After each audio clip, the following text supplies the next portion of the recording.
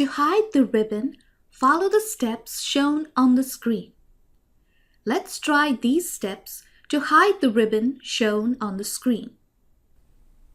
I first click the arrowhead located on the right side of the Excel window header. Then I select Show Tabs.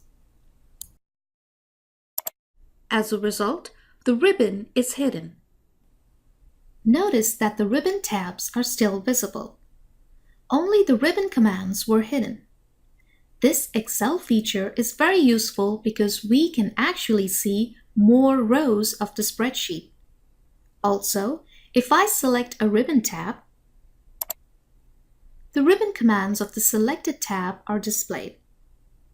If I select any cell in the spreadsheet, the ribbon commands get hidden again. To unhide the ribbon, follow the steps shown on the screen. I first click the arrowhead located on the right side of the Excel window header. Then I select Show Tabs and Commands. As a result, the ribbon is shown again.